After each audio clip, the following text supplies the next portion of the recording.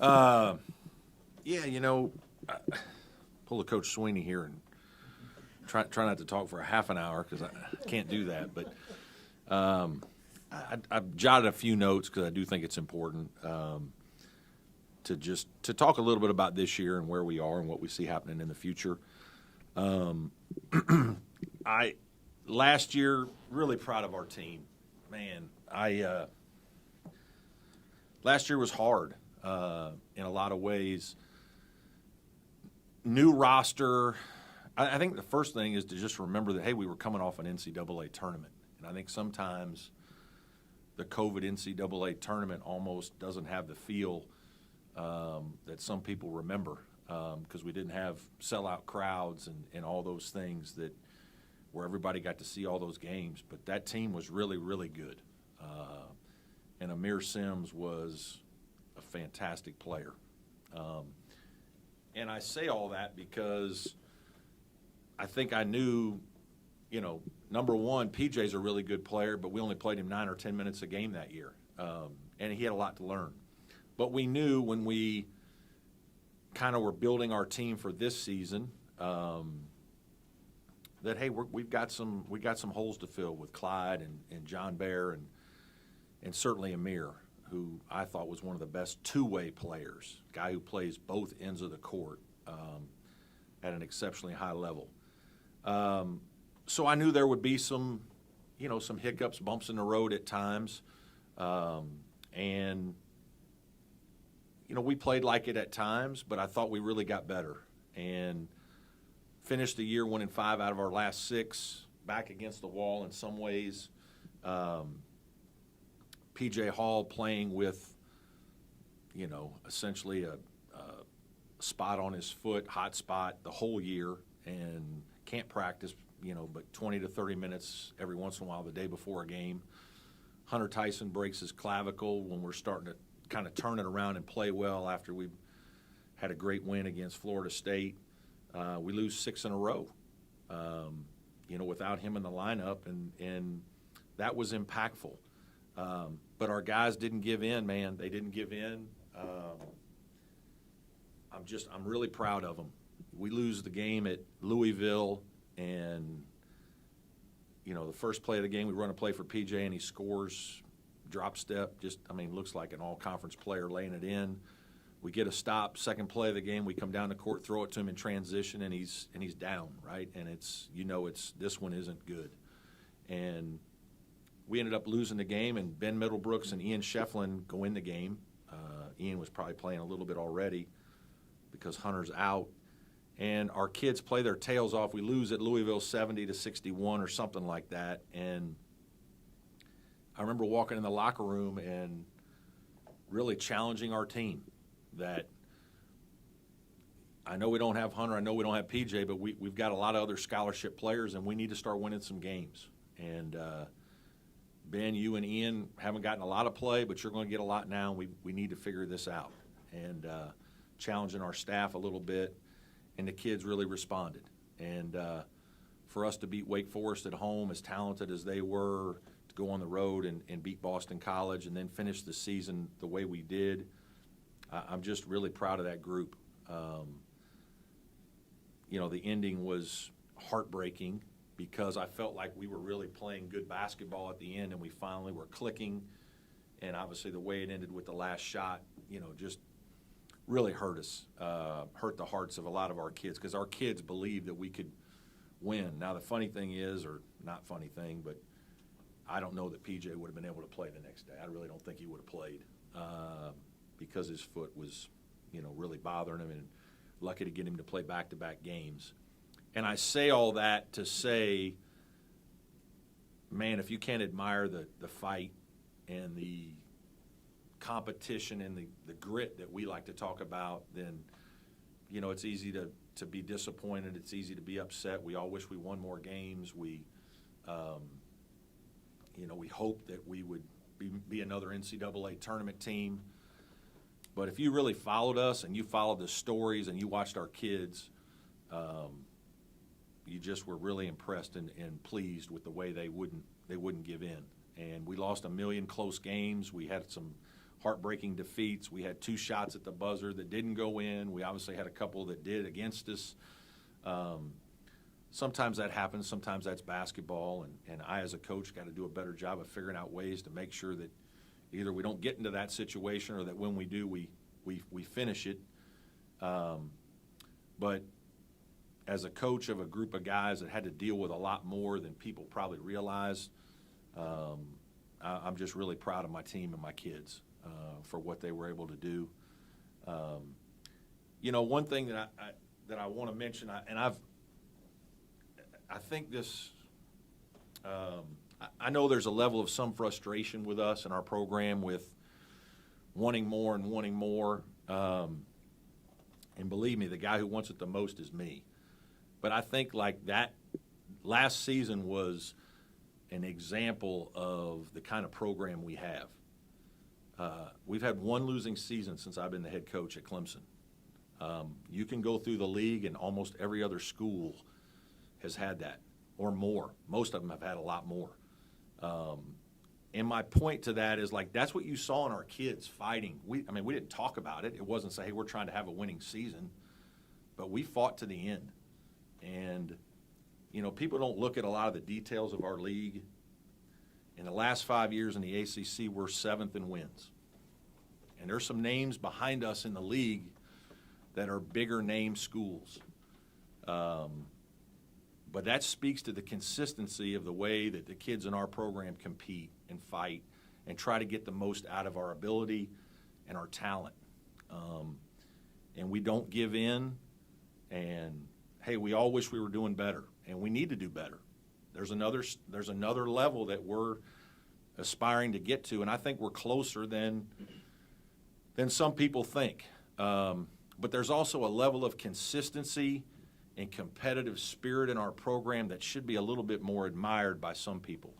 There's a lot of teams in our league that have 2 bad seasons in a row, then they make the tournament. Then they have a okay season, a losing season, make the tournament. Maybe they win a couple more games. And I get it, like, everything is measured by the tournament, which that's fine. And that's our expectation, is to make the tournament. Like, that's what we're trying to do, and we're getting to the point where, hey, we need to get in there and even do more. We need to try to get more Sweet 16s and Final Fours and those kinds of things. We can do that here.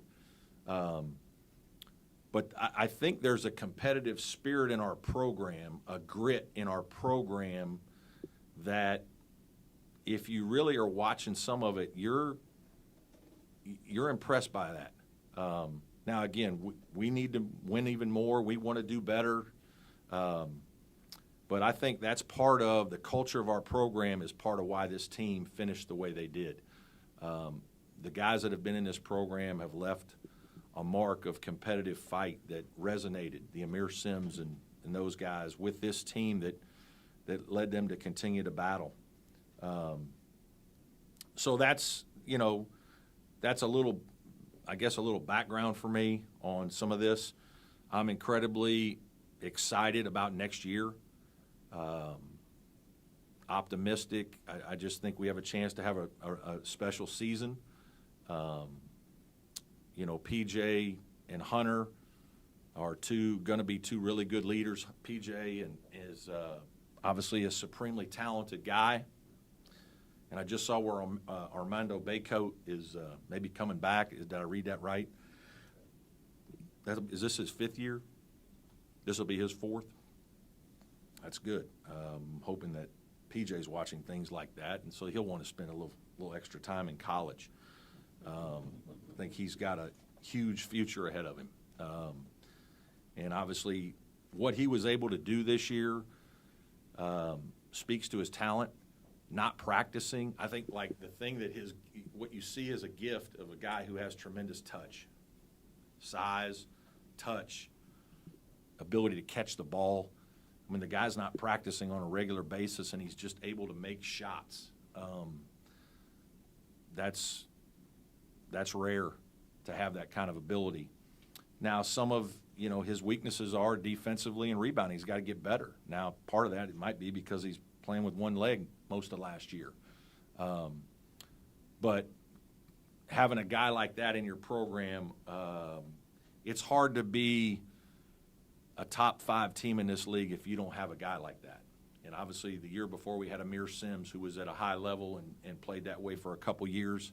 And sometimes we have to in our program, we have to build that guy. That guy's got to develop. Like P.J. Hall was a top 60 recruit, but he's still a long way from being a super impactful freshman. And when you look at college basketball and you start watching the end of the season and you watch the teams that are really good, I mean, Duke's like the only team that is playing freshmen. You look at the Final Four, and Duke was the only team playing freshmen. You look at the top teams in the ACC, and they're the only team playing freshmen. So there is a process there that being old, staying old, getting old, having experienced older players is a necessity. I'm really pleased this year because a guy like Hunter Tyson chose to come back.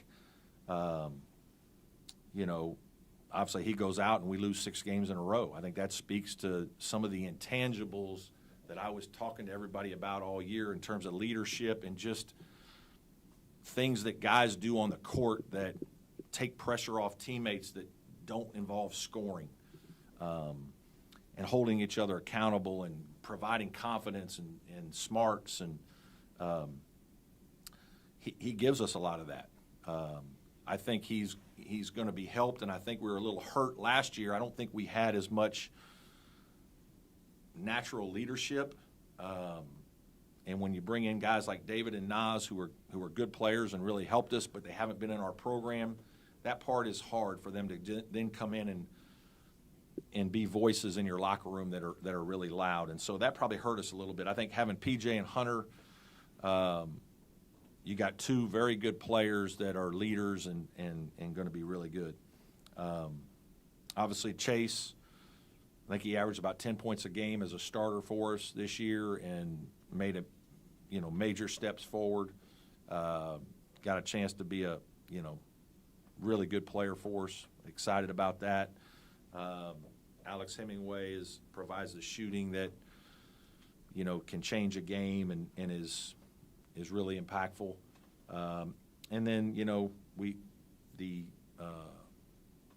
Ian Shefflin and Ben Middlebrooks and Josh Beadle, who you guys haven't seen but who redshirted. Ian and Ben got good time last year, and they had productive minutes, and they helped us win some games just by themselves. And so I feel really good about the experience they got at the end of the year and what that's done to motivate them. Ian's had a little bit of health issue, hadn't been able to do quite as much yet, but Ben's getting a ton of reps and working his tail off right now, and I'm really proud of the strides he's making. Josh is a guy who's got good talent that, there was just a loaded backcourt last year, and so now his opportunity to work and to get time is something that's got him moving in another level. Jalen Llewellyn, the young man we just got a commitment from, I think is a terrific player. He can score, he can play off the bounce, he can make threes. He's got size for the position, which we felt was important. And as much as anything, he comes from a winning program at Princeton where they're used to winning. And I think that resonated with me, a guy who's used to winning, who expects to win, who makes winning plays, and couldn't be – he just had a great visit with our players and connected really well, and I think our guys are super excited as well as the coaching staff to have him with us. And then I like our freshmen that we're bringing in. We wanted size and versatility, some skill, and I think the 2 Chauncey's, Chauncey Gibson and Chauncey Wiggins, are both size guys. Chauncey Gibson 6'5" and can shoot and pass, and Chauncey Wiggins 6'9" can shoot and pass. Skill players, and then R.J. Godfrey is incredibly versatile guy, that big, strong, physical body, 6'7", 225, can dribble, pass for his size. Another guy that's won a lot of games in high school and used to winning, and all 3 of those guys. And so I love what we have coming back. I love the guys we're adding, and super excited for next year. So, questions for me? Man, that was like Dabo. How can you do that? I couldn't do that. That's a first for me. still got 10 more minutes. Considering all you went through and the way you guys finished, what did you make of Graham Neff's assessment that last year did not meet expectations? Yeah, it didn't. Yeah, I mean, we're trying to make the NCAA tournament every year, right? I do think this, and I would ask you guys, how many teams do you think that made the tournament, I guess 2 years ago now, like we did in the COVID year, and then also went back this year? How many ACC teams you guys think did that? Obviously, the answer is small, right? 2. North Carolina and Virginia Tech. 2 years ago, Duke didn't make it. They weren't in the tournament, right? Virginia wasn't this year. My point to that is it's a little harder than most people think. I think everybody thinks it's like, it's a little disappointing with the league.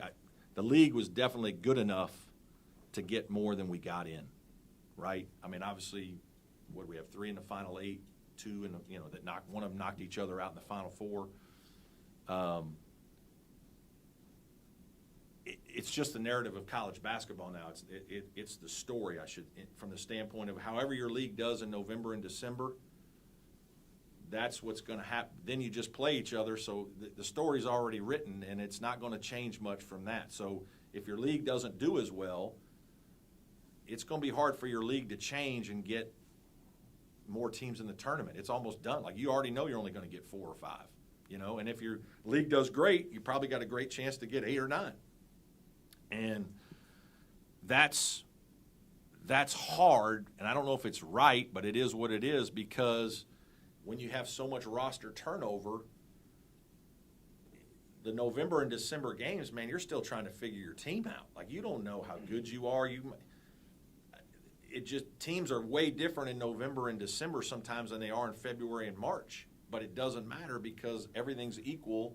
We don't do the last 12 games anymore. We don't have any ACC challenge games late. I don't know if that's something we should. It's kind of how college basketball has gone now, and so that's a tough deal. But our league was way better than it was perceived to be.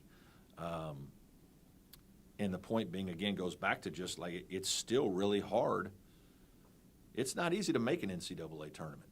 There are more and more schools that pay their coaches a ton of money, that fly on private planes, their leagues are all being put on television, way more than in the old days, right, when you only used to have the high majors.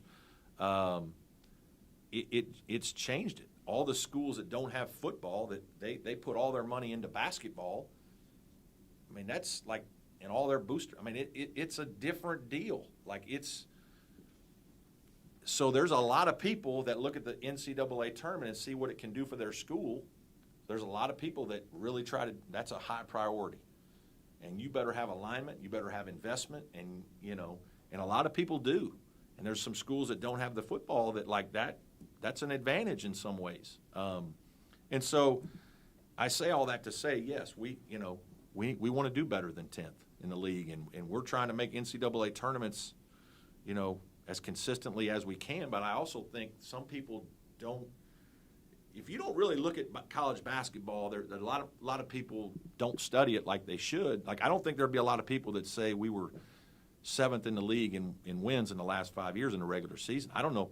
And it was 6th last year in the last 5 years, I think, is what it was. Because I remember giving that stat. So we dropped a little this year, only winning 8.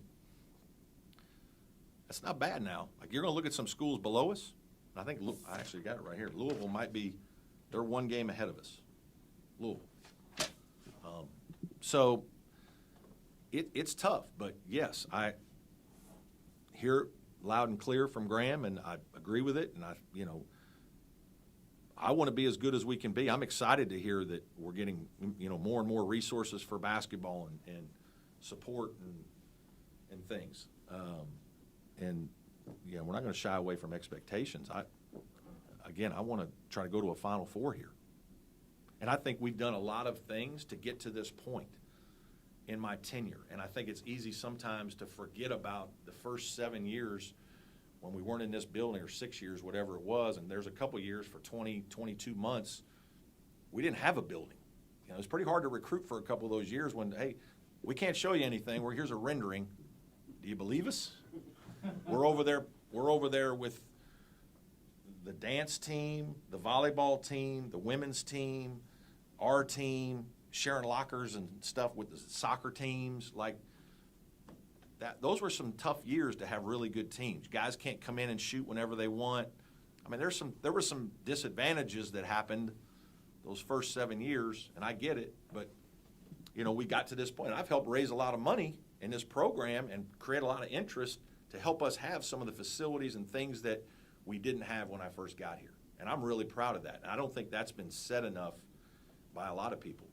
There's a lot of support with basketball financially, financial backers, as well as things that have happened to make this, to generate enough interest for us to have some things facility-wise that weren't here when I got here.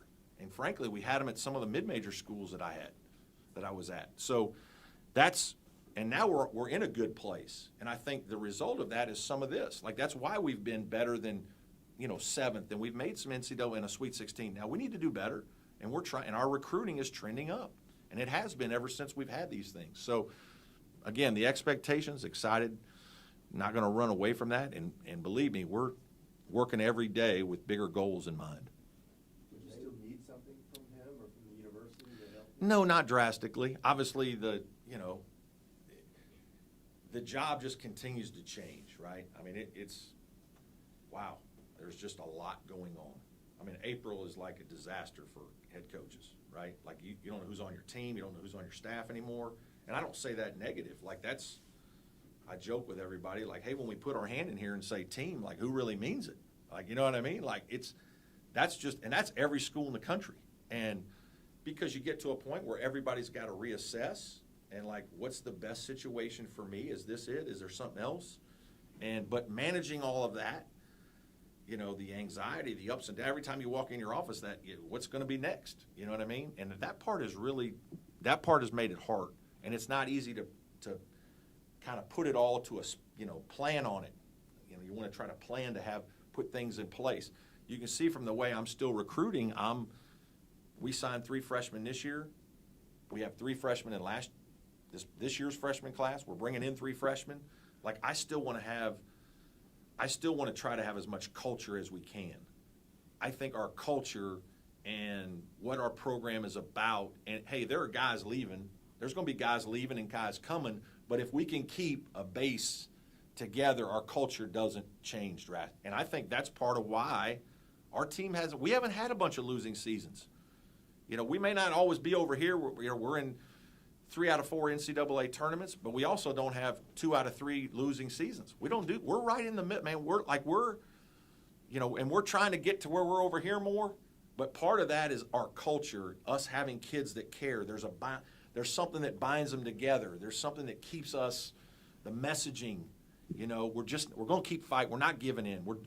And it's those guys driving each other, holding each other accountable that, and then we're going to sprinkle in our transfers and do the things that we can do to try to have the best team for that year. But no, there's no drastic thing that we need that we don't have. There's always little things that you're trying to get better at. And again, college basketball is changing so much. Transfer, NIL, all that. I'm sure you guys will want to talk about all that at some point. So if this program is going to get to the next level that you're talking about, what are the areas that need to improve for you guys to get there? Yeah, it can be different in each year in terms of the basketball specific. Like you've got to have 1 or 2 all-conference type players. Like, you've got to have that. Like, so some of that can be recruiting, player development. Like, we've got to have guys that are difference makers that, because as much as everybody wants, hey, the coach makes this great play at an end of it, a lot of times it's a player making a play, right? That wins a game. I mean, a guy, I had deja vu when Caleb Love made the shot against Duke, right? The 3 that they come off the ball screen and the guy's up, but he's not quite up. That happened to us, right? We're up 1 right here, against North Carolina, come down, ball screen, Chase gets hit, PJ's not quite up, Caleb Love, 3. They're up 2. We come back down and score. We throw it into PJ. He scores, tie game. They come down and, beat us at the buzzer on a late play with Manick diving on the back. Obviously, I'm reliving all this. You guys, it's not that it's still with me or anything, but my point is that wasn't. I love Hubert. He's a great coach, had a fantastic year. I'm really happy for him because he's a good guy. That was a player jumping up and making a play against Clemson and against Duke. It was a phenomenal shot by a phenomenal player. So we've got to consistently produce guys that are good enough to make those plays. And we've got to coach, like our team this year wasn't quite as good defensively as we needed to be, and some of that's on me, and I've got to do a better job.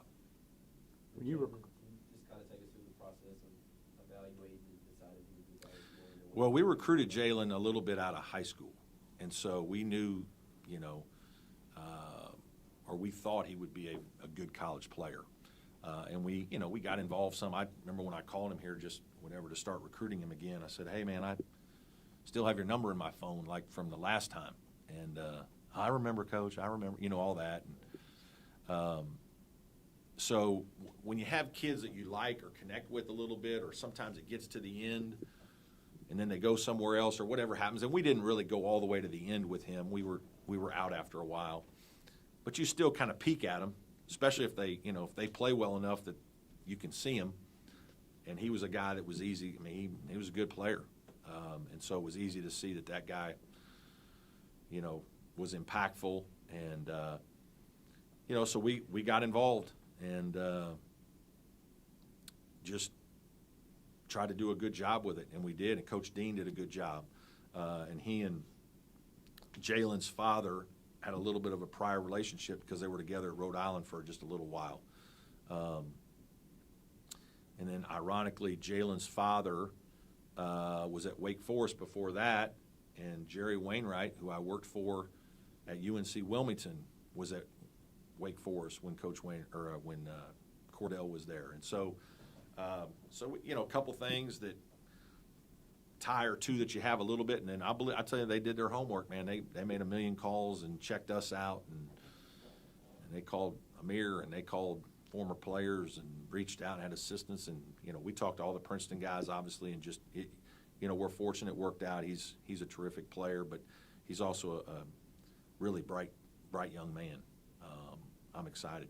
You mentioned Coach Dean.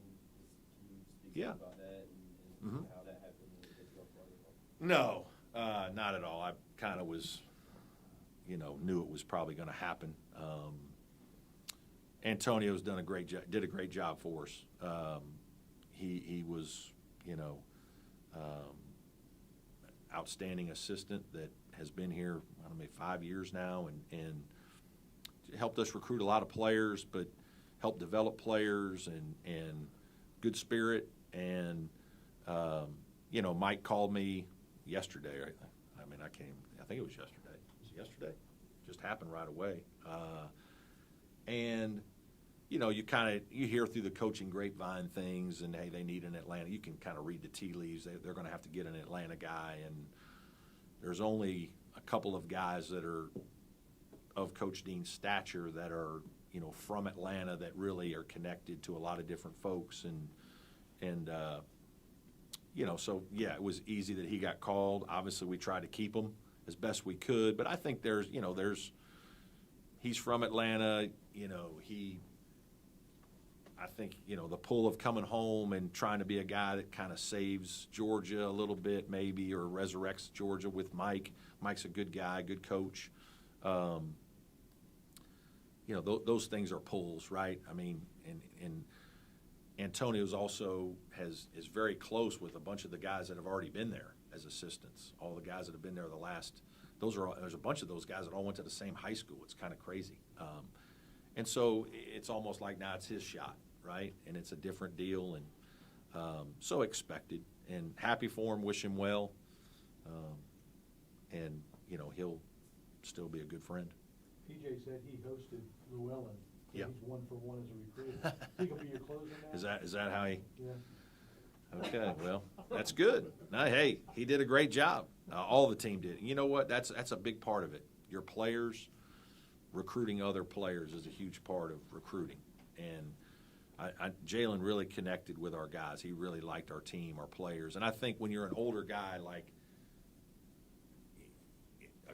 it's funny because it's like speed dating a little bit, right, with these grad transfers and older guys, and like, you know, with the young guys. I mean, I recruited PJ 2.5 years. You know what I mean? It's like, what else can we talk about, right? Like, I mean, and you know, these guys, it's like, you know, it's just much faster, and they don't need all the song and dance. They're going to do their due diligence, and then it's like, hey, do you want to come or not?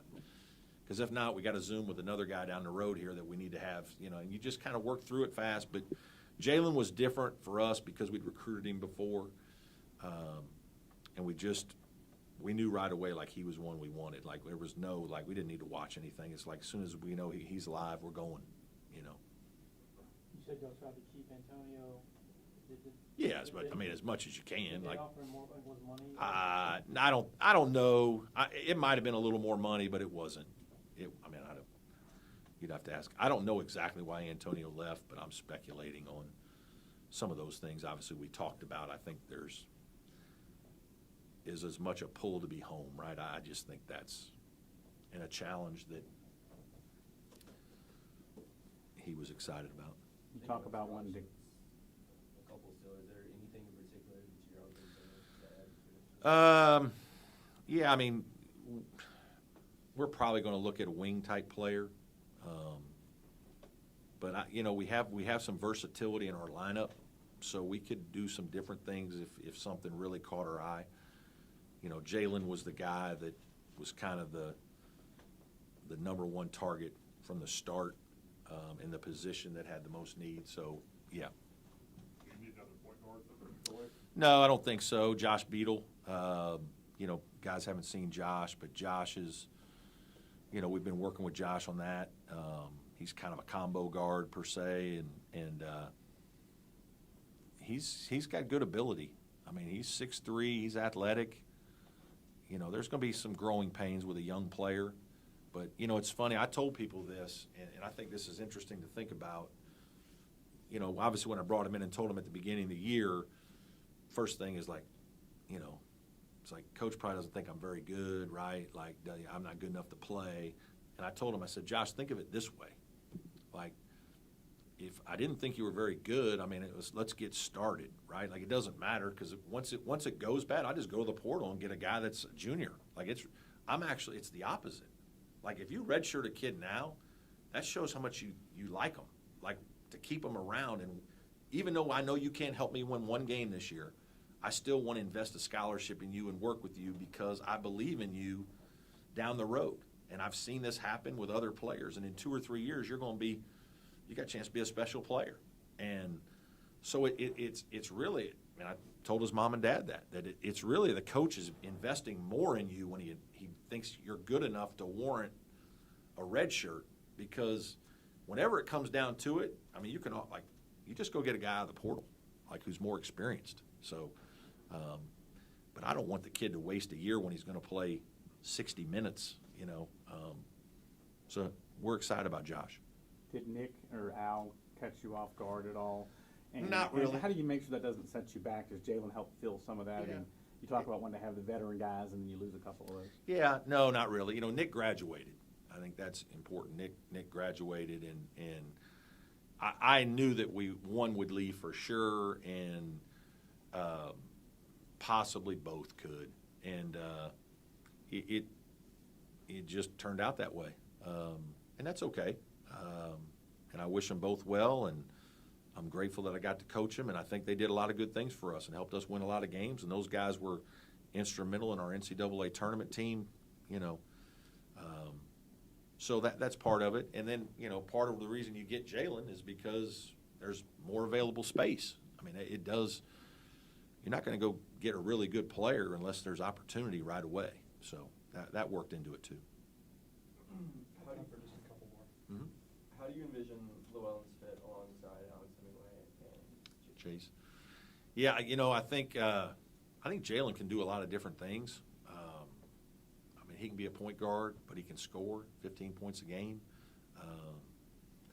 You know, he's played in the Princeton system. We do some Princeton type things, and the Princeton system now is not exactly like it was in the old Princeton game when everybody thinks Princeton basketball. I think we've all taken things off of that and used it to modernize basketball. You've seen it all the way up into the NBA. But he plays with the ball, without the ball. I think Chase is a guy that can play with the ball, without the ball. Alex a little more without the ball. So we feel like they fit well. And Josh is a guy that, is learning. He's had the ball in his hands probably more, learning to play without the ball some. And that's something we're trying to do with a guy like that. But I think that's what, Jalen is appealing because he can do a couple different things. And he's had big scoring games if you need him to score. He's had other games where he can get 6 assists if he needs to do that. Brad, there was an NIL collective announced last week. Right. Just from a recruiting standpoint, I guess what's your reaction to that? Does it help? And does it help you maybe be able to go after a different caliber of recruit than you think maybe you have? Yeah, I don't know. Different caliber. I don't know. It's necessary. That's part of what people are looking for now. They, opportunity to build off their name, image, and likeness. And I think it's terrific that Clemson is. We have Clemson people that are trying to put that together, and are going to be able to help the student athletes as they can. And I think it's kind of cool what they're doing with charities. I think that's really a neat piece. But no, it's definitely part of what's going on in the recruiting world right now. And if you don't have something of that nature, it could hurt you in some certain situations. As far as looking to replace Antonio kind of time frame? No, not. I mean, I'm not even. There's just so much going on right now, and it like I said, and you're trying to help coaches get jobs. Like other guys on my staff, we got guys trying to get jobs, do different things. Like it's kind of exciting in some ways. It's a little stressful for me, but that's like an obligation to certain guys in terms of trying to help them continue to advance. And I think sometimes people forget too, everybody has these coaches have families too, right? So everything's got to fit, right? Sometimes there's family dynamics involved in all these situations that, play into account with what's going on. And but I'm in no rush right now. Obviously, my phone's blowing up, ever since yesterday. So What do you want? I've got more friends than ever. What do you want? What are you looking for to bring in? You know what? I'm not. I don't know yet. Obviously, I want a really good guy with integrity who can coach and can recruit, be a good role model for our players and interact with our players with relationships. Does he have to be 35? Can he be 55? Does he have to be black? Does he have to be white? Does he have to be from Atlanta? Does he have to be, he's got to be able to do his job. That's what he's got to be able to do. And there's and the crazy thing, like in my phone it's everything, right? There's former head coaches calling me. There's young assistants that are up and comers. There's, other guys that feel like they're in a tough situation, want to go somewhere new, fresh start, excitement to come to the ACC. I think a lot of people see that, they think we have a chance to have a good team. And so there's my wife. Maybe she still wants to be a part of that. Thank God she's still calling. Take one more, Coach. When you talk about people who don't properly admire what y'all have done, are you just talking about like a general sentiment? Yeah, I just think that there's some. I know when you're at a school for a long time, it's there's a lot of people in coaching. About 7 or 8 years, and you need to move on. And it's a little different. It doesn't feel that way. It feels that way to me because I know the first part of my tenure here was very choppy with things, and we didn't do as well, right? Part of that's on us, but there were other things that were going on that made it hard. And so, I don't know, in some ways, maybe I've just, ever since we got into the new building, I view it like trying to, my excitement and enthusiasm level is with that whole thing, it was like a, and I had to win that year that we went to the Sweet 16. I was in, and That was fine, because I thought we would, right? And I was confident in what we're doing. And I think it's more of just, I think when you look at things like in the recent 5 years or whatnot, like the product that we've put on the floor, there are a lot of people in this league that would like that. And that's, I mean, the records show it. And even teams going to the tournament now. And it's funny, I've got, 1, 2, 3, 4, 1, 2, 3, 4, 5. 5. There's 5 teams that have been to 3 tournaments in the last 5 years. Now, you got to remember, we had a COVID year where nobody went, right? We've been to 2. Somebody else has been to 2. Syracuse has been to 2. Miami's been to 2. Everybody else below that. So, like, there's an element of consistency that I am proud of. I'm proud of the fact that, like, we've probably overachieved a little bit compared to where we're picked sometimes, but I'm not satisfied or happy with like, I'm not happy being 17 and 16 and finishing 10th. We need to do better. But I do think there's an element that man, these dudes, like, we fight. We fight, and we have been pretty consistent in, like, I think that we have a lot of respect from a lot of people in our league. I know that. Coaches and players, and I think even some administrators. I know because I talk to some of them, that, like, guys do a good job. And, again, we're all trying to get to that next step, but that next step is really hard. That next step of, going to tournaments every other year and advancing, is tough. Everybody better be supporting of it. Now, the thing that I'm proud of is our program, I think that's what I'm trying to say too, is our program is getting to that point where we have enough in place to begin to do that. We haven't always had that, but the expectation is, if you're going to raise the level of expectations, you gotta meet it in every other thing. Your facilities, your salaries for your staff, your salaries for your coaches. If my assistants are 12th and we finish 9th and 8th and 7th, there's a lot there. There's a lot of things that go into all this. And I'm excited because Graham recognizes it. And Graham wants to be good. And Graham and I have been in the weeds together for a long time, and he and I have fought a lot of great battles together, and we don't always agree on everything, but he and I have a good relationship, and we can speak candidly with one another, and I know he's trying. Like, I know he wants to continue to help us and take our program to the next level, which is exciting as a coach. That's what you want. Anything else? You want to drink that Coke? No. No, thank you. Thank you, Coach. Thank you. Okay. Thank you.